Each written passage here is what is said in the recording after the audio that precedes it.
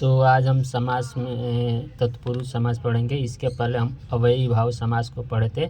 अव्ययी भाव समास में देखे थे कि उसका समस्त पद अव्यय पद होता है और एक वचन नपुंसक लिंग में होता है और उसके साथ अव्ययी भाव में अव्यय पद पहले रहेगा ही रहेगा, सु प्रति ये सब रहेगा ही रहेगा। तो इस तरह हम अव्ययी भाव समास को पहचान कर सकते हैं। लेकिन तत्पुरुष समास में इसको कैसे पहचानेंगे, इसके कितने भेद होते हैं, आज हम समझेंगे। तो सबसे पहले इसके परिभाषा को समझते हैं। तो परिभाषा कर है उत्तर पदार्थ प्रधान तत्पुरुष, यानी जिस समास में उत्तर पद कहने का मतलब बाद वाला पद की प्रधानता रहती है, उस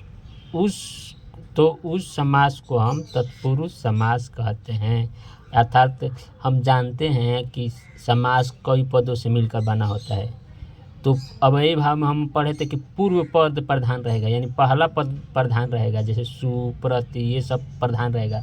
लेकिन तत्पुरुष समास में बाद वाला पद प्रधान रहता है। जैसे यहाँ दो पद है, कौन कौन, कुपस्य और जलम। तो यहाँ कुपस्य प्रधान ना होकर जलम प्रधान रहेगा, यानी इसकी महत्ता ज़्यादा रहेगी। यानी ये दोनों में इसका ही बोलबाला रहेगा, इसका ही जलम का ही, यानी इसकी प्रधानता रहेगी, इसकी प्रमुखता रहेगी, इसकी इम्पोर्टेंट रहेगी। तो इसको हम तत्पुरुष समास कहेंगे। तो कुपस्य जलम का हो जाएगा कूप जलम। क्या हो जाएगा, कूप जलम। अभी कैसे उत्तर पद की प्रधानता है, यानी कूप जलम यानी कुआं का जल, गंगाय जलम गंगा का जल, राज्य पुरुष यानी राजा का पुरुष। तो इसमें उत्तर पद कैसे प्रधान हुआ, जैसे हम बोले कुपस्य जलम यानी कुआं का जल, तो कुआं का जल, तो इसमें उत्तर पद कौन है, जल है। तो ये कैसे प्रधान है, जैसे हम कहें कि कुआं का जल लाओ, हम कहें कुआं के जल लाओ, गंगा के जल लाओ। तो अगर क्रिया का जिससे डायरेक्ट संबंध हो तो वहीं हम कैसे देखेंगे कि प्रधान कौन है, तो उसमें क्रिया लगा देंगे। जैसे हम कहेंगे जल पियो, गंगा जल पियो, गंगा जल लाओ, तो इसमें गंगा का जल हुआ चाहे नदी का जल हुआ कोई का, लेकिन इसकी प्रधानता क्या है, जल ही प्रधान है, क्योंकि जल को ही न पीना है। गंगा का पियो, यमुना का पियो, कुछ को, लेकिन यहाँ जल की प्रधानता है, इसलिए इसको हम तत्पुरुष समास कहेंगे। जैसे राज्य पुरुष, राजा का पुरुष, जैसे राज्य का कर्मचारी हुआ, तो भाई राजा का पुरुष है, तो यहाँ राजा की प्रधानता नहीं है, उस पुरुष की प्रधानता है, क्योंकि उस पुरुष की हम कहेंगे राजा के पुरुष जा रहा है, राज्य पुरुष गच्छति, तो राजा थोड़े जा रहा है, पुरुष जा रहा है। यानी हम उसके साथ हम कोई क्रिया का प्रयोग करके हम पता लगा लेंगे कि कौन पद प्रधान है। गंगाए जलम पिबती, यानी गंगा जल पीता है, तो गंगा को पीता है कि जल को पीता है, इसलिए जल यहाँ प्रधान हुआ, इसलिए यह तत्पुरुष समास हुआ, यानी उत्तर पद प्रधान हुआ। यानी इसमें उत्तर पद कौन है, जलम है, यहाँ भी जलम है, यहाँ पुरुष है, तो ये सभी प्रधान रहेगा, यानी इनकी बोलबाला रहेगा। तो इस तरह हम तत्पुरुष समास को समझ सकते हैं कि उत्तर पद प्रधान रहता है। अब तत्पुरुष समास के 9 भेद होता है, जिसमें विभक्ति के आधार पर तो 6 होता है और विशेष अधिकरण के आधार पर 3 होता है। तो पहले हम विभक्ति के आधार पर 6 को देखेंगे। तो विभक्ति के आधार पर 6 को कौन कहें, द्वितीया, तृतीया, चतुर्थी, पंचमी, षष्ठी, सप्तमी, ये सभी हैं। तो सबसे पहले हम विभक्ति के आधार पर द्वितीय तत्पुरुष समास को देखेंगे। द्वितीय तत्पुरुष समास, क्योंकि 6 होता है, तो सबसे पहला इसमें कौन है, द्वितीय तत्पुरुष। तो द्वितीय तत्पुरुष का परिभाषा देखेंगे क्या कर रहा है, यानी जिस तत्पुरुष समास का प्रथम पद द्वितीय विभक्ति रहे और उसके साथ किसी दूसरे पद का समास हो तो वह द्वितीय तत्पुरुष समास कहलाएगा। यानी इसमें कह रहा है कि इसमें हम जानते हैं कि समास 2 या 2 से अधिक पद से बना होता है, लेकिन जो पहला पद रहेगा ना, वो द्वितीय विभक्ति में ही रहेगा। तभी उसको हम द्वितीय तत्पुरुष समास कहेंगे। तो जैसे यहाँ इसके एग्जाम्पल देखेंगे, कृष्णम श्रित दुखम अतीत, यानी इसका पहला पद कौन है? इन सभी का पहला पद कौन है? कूपम है, ग्रामम है, जीवनम है, सुखम है, तुहिनम है। यानी इसका पहला पद सभी द्वितीय विभक्ति में रहेगा और बाद वाला दूसरा समास रहेगा। तो बाद वाला इसमें हम द्वितीय तत्पुरुष की बात करें तो इसमें हम बाद वाला शब्द जो है उसमें का छित, अतीत, पतित, गत, अतत्य, प्राप्त, अपन्य है। तो इसमें कितने हुआ? 2, 2, 4, 6, 7, यानी 7 पद याद रख लेंगे। यानी इधर द्वितीय रहेगा, कोई भी कूपम, जीवनम, बालकम, यानी इधर द्वितीय रहेगा, लेकिन इसके बाद जब भी रहेगा तो इन 7 में से ही कोई रहेगा, तभी द्वितीय तत्पुरुष समास कहलाएगा। पहला कंडीशन क्या है? पहला कंडीशन है कि इधर द्वितीय विभक्ति रहेगा, यानी प्रथम पद द्वितीय विभक्ति रहेगा, एवं उसके बाद में छित, अतीत, पतित, गत, अतत्य, प्राप्त, अपन्य, ये सभी इनमें से कोई एक रहेगा, तभी उसको हम द्वितीय तत्पुरुष समास कहेंगे। ठीक, तो इस तरह हम द्वितीय तत्पुरुष समास की पहचान कर सकते हैं। तो यहाँ कृष्णम शीत तो हो जाएगा। अगर इसका समास करेंगे, कृष्णम शीतम को दोनों को मिलाएंगे, समास करेंगे, मिलाना मतलब समास करना, तो समास करेंगे तो हो जाएगा कृष्ण शीत, यानी कृष्ण का आशय लिया हुआ। इसका अर्थ क्या हुआ? कृष्ण का आशय लिया हुआ। दुखम अतीत, दुखम अतीत का अर्थ हुआ, इसको हम समास करेंगे तो दुखातीत हो जाएगा, क्योंकि यहाँ म हलन हट जाएगा, क्योंकि विभक्ति छोड़ के अपना समास होता है।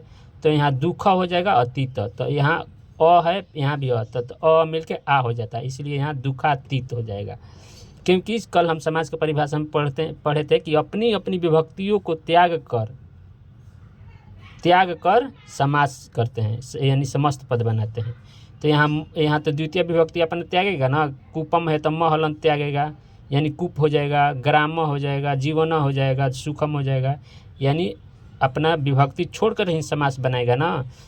कि इसके पहले हम देख लेते हैं इसके परिभाषा। एक यहाँ हम देखे थे समास की परिभाषा देखे थे कि अधिक से अधिक विभक्ति, 2 या 2 से अधिक पद अपनी विभक्तियों को छोड़कर आपस में मिल जाते हैं, तब मिलने के क्रिया को समास कहते हैं। तो समास है कौनो समास हो, द्वितीय तत्पुरुष से कुछ अपना तो विभक्ति छोड़िए करना मिलेगा। तो यहाँ अपना विभक्ति छोड़ के मिला। यहाँ कूपम है, यहाँ कृष्णम है तो कृष्ण से मिलेगा, कृष्ण सीता तो कृष्ण सीत हो जाएगा। दुखम अतीत है तो दुखातीत हो जाएगा। कूपम पतित है तो कूपम पतित हो जाएगा। ग्रामम गत है तो ग्राम गत हो जाएगा। तो अपने अपनी विभक्ति छोड़कर मिलते हैं, उसी को तो समास कहते हैं। तो इसमें द्वितीय विभक्ति तत्पुरुष समास में हम ये देखेंगे कि इसका पहला पद द्वितीय विभक्ति में रहेगा और बाद वाला में ये 7 में से कोई एक रहेगा। तो इस तरह द्वितीय विभक्ति समास का उदाहरण को अच्छा से रिवीजन करेंगे। इन सातों पर अगर कहीं भी देखेंगे इन 7 में मिल रहा है और इधर द्वितीय विभक्ति है तो वह क्या है? द्वितीय तत्पुरुष समास है। जैसे यहाँ ग्रामगत अगर दे दिया, कहेगा कि ग्रामगत कौन सा समास है, तो ग्रामगत, इसमें हम गत याद रखे हैं कि गत जो है द्वितीय विभक्ति के अर्थ में आता है। तो फट से हम बता देंगे कि यह द्वितीय तत्पुरुष समास है। और जब द्वितीय तत्पुरुष समास है तो इसका समासिक विग्रह क्या हो जाएगा? ग्रामम गत हो जाएगा। इस तरह हम रिवीजन करेंगे। तो ये हो गया द्वितीय तत्पुरुष समास। आगे हम देखेंगे तृतीय तत्पुरुष समास। तो तृतीय तत्पुरुष समास का परिभाषा क्या कर रहा है?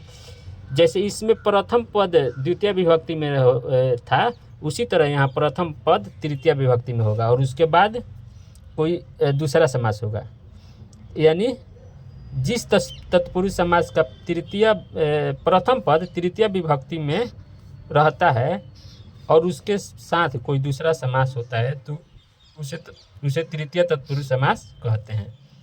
जैसे संकुल्या खंड, एक में नहीं, अलग अलग है, खंड अलग है, संकुल्या अलग है। जब संकुल्य का हम शब्द रूप चलाएंगे ना तो इसका तृतीय में क्या हो जाएगा? संकुल्याय। वाण का हम संस्कृत में वाण का शब्द रूप करेंगे तो वाणेन हो जाएगा तृतीय में। मास का तृतीय का हो जाएगा वसेन। दान का तृतीय का हो जाएगा दानेन।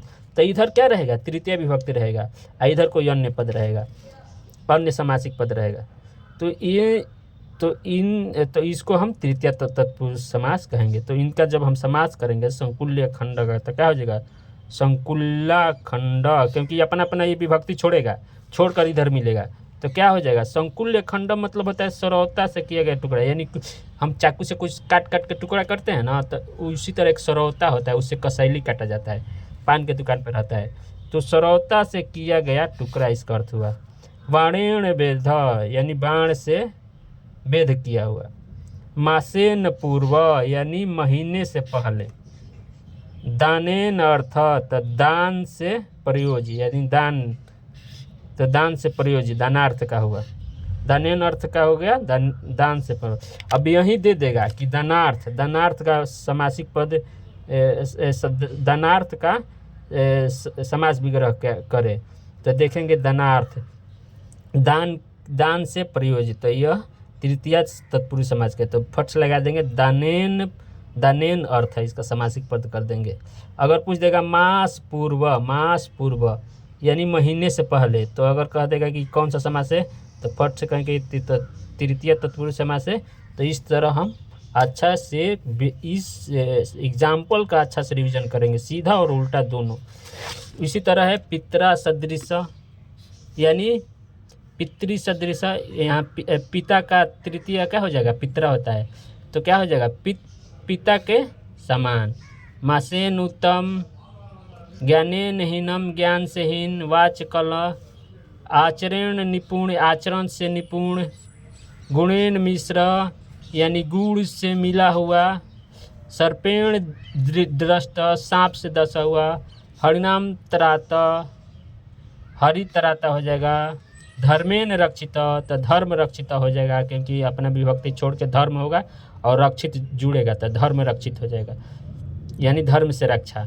नखय भिन्न, यानी नख भिन्न, नख का तृतीय का क्या होता है, नख का तृतीय में अगर ये बहुवचन नखय होता है, तो यहाँ नख से फाड़ा हुआ, नख भिन्न का अर्थ होगा हिंदी में नख से फाड़ा हुआ, यानी नाखून से फाड़ा हुआ, नखों से फाड़ा हुआ क्या होगा, क्योंकि यह बहुवचन है, नखय का यह तृतीय का बहुवचन है, इसलिए नखों से फाड़ा हुआ होगा, नाखून से फाड़ा हुआ नहीं, नखों से, यानी नाखूनों से फाड़ा हुआ। तो इस तरह हम तृतीय तत्पुरुष समाज की पहचान करेंगे। इसका एग्जाम्पल अच्छा से ये करेंगे। धर्म रक्षित, अगर कह देगा कि धर्म रक्षित का समासिक विग्रह करे, तो धर्मेन रक्षित। अगर पूछ देगा कि हरितराता कौन सा तत्पुरुष समास है, तो तृतीय तत्पुरुष समास है। तो इस तरह हम अच्छा से इसका रिवीजन करेंगे। अगला है चतुर्थी तत्पुरुष समास। तो इसमें भी पहला पद क्या रहेगा, जिस तत्पुरुष समास का प्रथम पद चतुर्थी विभक्ति में रहे और उसके साथ किसी दूसरे पद का समास होता है, उसे चतुर्थी तत्पुरुष समास कहते हैं। यानी इधर पहला पद क्या रहेगा, चतुर्थी में रहेगा। जैसे यूप का चतुर्थी क्या हो जाएगा, उपाय। जैसे बालक का बालकाय होता है ना चतुर्थी, उसी तरह रंध का रंधाय, भूत का चतुर्थी भूताय, गौ का गवे होता है, पिता का पितरे होता है चतुर्थी। गौ का बताइए दिए। इधर अगर हाँ, जिस तत्पुरुष समास का पहला पद चतुर्थी विभक्ति में रहे और बाद में तदर्थ, बलि, हित, सुख और रक्षित, इन पांचों को याद रखेंगे। इन पांचों में से कोई एक रहेगा, तो उसको हम चतुर्थी तत्पुरुष समास कहेंगे। यानी इन पांचों से ही बनेगा। इधर तो चतुर्थी रहेगा, लेकिन इधर जो बाद वाला शब्द रहेगा, तदर्थ, बलि, हित, सुख और रक्षित में से कोई ना कोई रहेगा। तो ये हो गया उपाय दारू।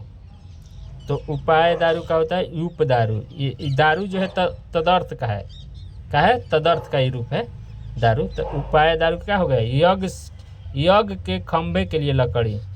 उप दारू का यज्ञ के खंभे के लिए लकड़ी। रंधाय स्थली, रंध स्थली हो जाएगा, क्योंकि चतुर्थी विभक्ति अपन छोड़ेगा। भूताय बलि, भूत बलि यानी जीव के लिए बलि। गवे हितम यानी गाय के लिए सुख। हम कहें अमृत, हम कहें चित्रे सुखम तो पितृ सुखम, तो पित्त के लिए, पिता के लिए सुख। हम कहें गवे रक्षितम तो गायों के लिए रक्षा। तो इस तरह हम इन पांचों शब्द को हम अच्छा से दिमाग में रखेंगे कि इधर रहेगा चतुर्थी और इधर इन पांचों में से कोई रहेगा तो चतुर्थी तत्पुरुष समास होगा। और इसका समासिक विग्रह कैसे होगा और कैसे समासिक पद होगा, इन सबको हम अच्छा से देखें। तो इसमें हम 5 शब्द किस में, चतुर्थी तत्पुरुष में, और द्वितीय तत्पुरुष समास में इसमें 7 को याद करेंगे। श्रित, अतीत, पतित, गत, तथ्य, प्राप्त, पन्य। तो इन दोनों में हम इसमें द्वितीय तत्पुरुष में 7 को याद रखेंगे और चतुर्थी में 5 को याद रखेंगे। अगला है पंचमी तत्पुरुष समास। तो पंचमी तत्पुरुष समास में वैसा ही रहेगा, जिस तत्पुरुष समास का प्रथम पद पंचमी विभक्ति में रहता है और उसके बाद में किसी दूसरे पद का समास होता है तो उसे हम पंचमी तत्पुरुष समास कहेंगे। यानी इधर क्या रहेगा, प्रथम पद क्या रहेगा, पंचमी में रहेगा। तो व्याघ्र का क्या होता है पंचमी, व्याघ्रात, चोर का चौरात, सुख का सुखात, कल्पना का कल्पनाय होता है, वंध का वंधनाथ होता है, स्वर्ण का स्वर्णाथ होता है, वृक्ष का वृक्षात होता है। और इधर कोई और पद रहेगा तो ये क्या हो जाएगा, व्याघ्रात भीत। तो ये अपना पंचमी छोड़ेगा तो व्याघ्र हो जाएगा। तो व्याघ्र भीत क्या हो जाएगा, भीत का भयनम हो जाता है तो व्याघ्र भयनम। चौरात भी, तो यहाँ तो हलन छुटे हटाएगा तो चौर भी हो जाएगा। सुखात अपेत क्या हो जाएगा, सुखात अपेत। तो सुख अपेत तो क्या हो जाएगा, सुखात पेत क्या हो जाएगा, सुखात पेत। कल्पनाएं अपोध, तो कल्पना हो जाएगा, अपोध होगा तो कल्पनाएं पोध हो जाएगा। वर्णात मुक्त, तो यहाँ पंचमी अपन छोड़ेगा तो वर्णात हो, वंधन हो जाएगा, वंधन तो बंध मुक्त क्या हो जाएगा, बंध मुक्त। यानी यहाँ बाघ से डर, चोर से डर, बंधन से मुक्त। तो इन सभी में इनका ही अर्थ हुआ। सोनात पतित, स्वर्ण पतित इसका हो जाएगा। वृक्षात पतित यानी वृक्ष से गिरा हुआ, वृक्ष पतित यानी वृक्ष से अलग, यहाँ स्वर्ण से अलग। तो यहाँ हम तो इस तरह पंचमी विभक्ति का हम पंचमी तत्पुरुष समास का इस उदाहरण को देखेंगे। अगर कोई पूछ देगा व्याघ्रा भयनम कौन सा तत्पुरुष समास है तो फट से देखेंगे बाघ से डर यानी पंचमी तत्पुरुष समास है। चोर से डर तो यह भी पंचमी तत्पुरुष है। तो वृक्षात पतित कह देगा, वृक्ष पतित कह देगा यानी वृक्ष से गिरा हुआ, वृक्ष से अलग, यानी ये भी पंचमी तत्पुरुष होगा। और इन सब का समासिक विग्रह करने का भी आप लोग अच्छा से रिवीजन कीजिएगा कि इन सभी जितना हम बताए हैं, जितना हम ये सब बताए हैं एग्जाम्पल, इन सब का समास विग्रह करने भी आप लोग को आना चाहिए। एग्जाम्पल भी है, ये एग्जाम्पल जो बताता हूँ वो भी है, उसको ध्यान में रखना है कि कौन से ये एग्जाम्पल कौन सा तत्पुरुष समास का है, कौन सा समास है, कैसे इसका समासिक विग्रह होगा, ऐसे याद करेंगे। तो आज इतना ही, आगे हम लोग देखेंगे षष्ठी तत्पुरुष समास, सप्तमी तत्पुरुष समास, आगे और तत्पुरुष समास पढ़ेंगे। तो आज के लिए इतना।